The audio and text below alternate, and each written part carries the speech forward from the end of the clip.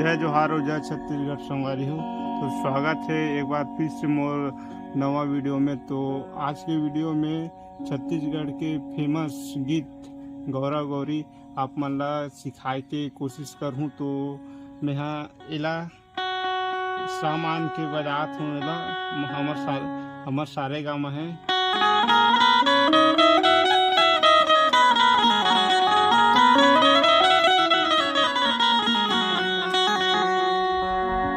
सहारे इला सामान के बजात हूँ। तो चालू करथन वीडियो वाला पहले स्पीड में बजात हूँ, ओका बाद स्लो में आप मतलब समझाए के कोशिश करूँ।